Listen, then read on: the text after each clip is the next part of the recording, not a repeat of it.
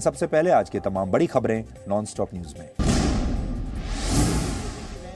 Samajwadi party के अध्यक्ष अखिलेश यादव और राष्ट्रीय लोक दल के राष्ट्रीय अध्यक्ष जयंत चौधरी ने आज मुजफ्फरनगर में संयुक्त प्रेस कॉन्फ्रेंस की।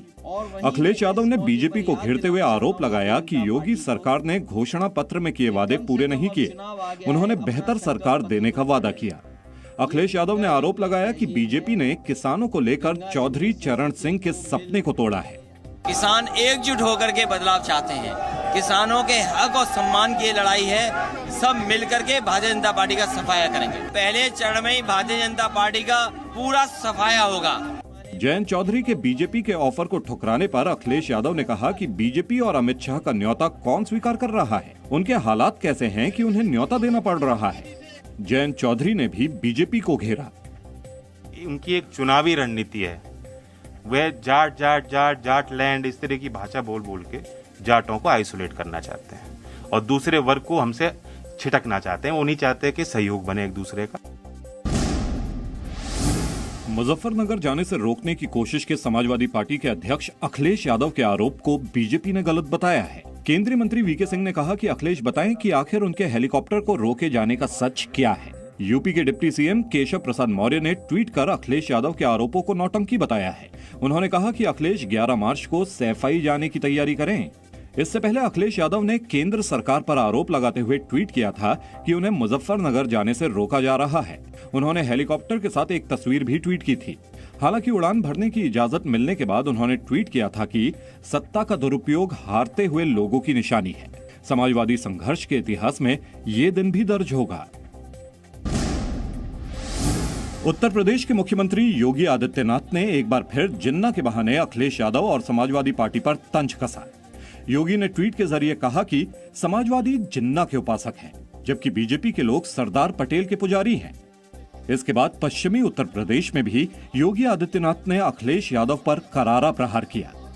जिनकी टोपी पर सचिन और गौरव के खून की छींटों से दागदार हो, वे ईमानदार नहीं हो सकते।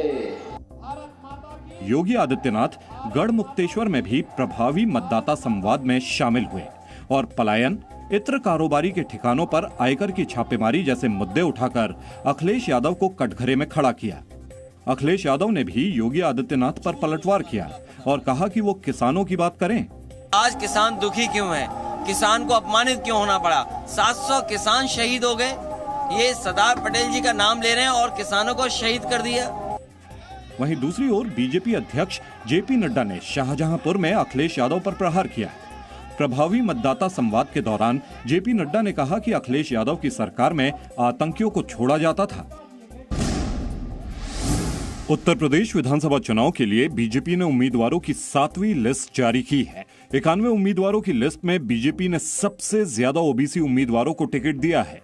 बीजेपी ने ओबीसी के 23 और अनुसूचित जाति के 22 उम्मीदवारों पर भरोसा जताया है। वहीं 21 क्षत्रिय और ब्राह्मणों को भी टिकट दिया गया है। 2 कायस्थ और 2 भूमिहार उम्मीदवारों को भी चुनावी मैदान में उतारा गया है। बीजेपी की 7वीं लिस्ट में योगी सरकार के 7 मंत्रियों पर फिर से भरोसा जताया गया है। इलाहाबाद पश्चिम से सिद्धार्थनाथ सिंह, इलाहाबाद दक्षिण से नंद कुमार गुप्ता नंदी, दरियाबाद से सतीश चंद्र शर्मा, इटावा से सतीश चंद्र द्विवेदी, पथरदेवा से सूर्य प्रताप शाही, फेपना से उपेंद्र तिवारी, बंसी से जय प्रताप सिंह पर एक बार फिर भरोसा जताकर इन्हें टिकट दिया है। वहीं 7वीं लिस्ट में 9 महिलाओं को भी बीजेपी ने टिकट दिया है।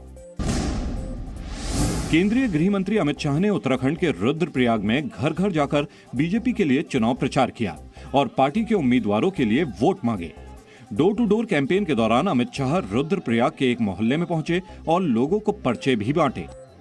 रुद्रप्रयाग में अमित शाह ने अलग अलग क्षेत्रों में उल्लेखनीय काम करने वाली महिलाओं को मातृ शक्ति के रूप में सम्मानित किया। साथ ही पूर्व सैनिकों से भी मुलाकात की। इस दौरान उन्होंने रुद्रप्रयाग के साथ पौड़ी और चमोली जिले की विधानसभाओं के बीजेपी कार्यकर्ताओं को वर्चुअली संबोधित भी किया। अमित शाह ने कहा कि उत्तराखंड तय करेगा कि उसे विकास वाली सरकार चाहिए या करप्शन वाली। बाबा साहेब अंबेडकर का जिक्र करते हुए अमित शाह ने कहा कि बीजेपी ने ही दलित महापुरुषों को सम्मानित किया। चुनाव प्रचार शुरू करने से पहले अमित शाह ने बाबा रुद्रनाथ मंदिर में पहुंचकर पूजा अर्चना भी की।